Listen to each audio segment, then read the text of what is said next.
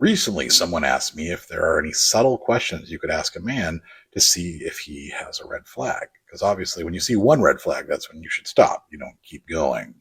And there are several questions you can ask. You can always ask, like, who's a woman that they admire, and who's not related to them. You can ask them if they wash their legs in the shower. There's quite a few, like, just subtle ones, but one of the best ones that I have found is, what is their favorite movie? Now, I'm not talking what is the movie that they like to watch occasionally. What's the movie they put on repeat? What is their favorite, like, number one movie? Like, if they were stuck on a deserted island and they could only have one movie, what would it be?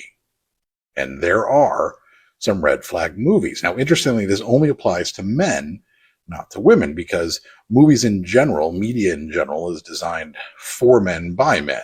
Men are the heroes, they're the villains, they're the sidekicks. That's why the Bechdel test exists.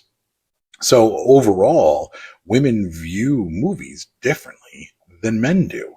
Men tend to watch movies and put themselves in the shoes of the protagonist, whereas women can watch a movie and appreciate the cinematography, the story, etc. Now, there are men who study film who can also do this, and none of those men are going to have these movies as their number one favorite film, because only men with giant red flags have these movies as their number one movie, these red flag movies. They are movies like Fight Club, because even though the rest of us understand what that movie's about, men who call that their favorite movie have no clue.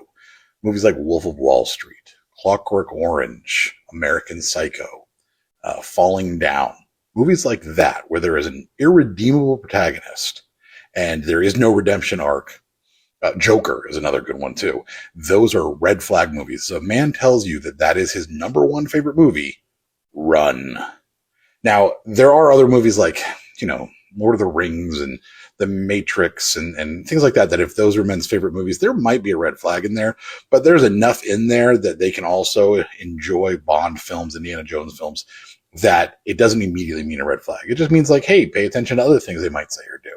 But if they have one of those red flag movies as their number one favorite movie, you need to get away from that person as quickly as possible. And this is Bacon.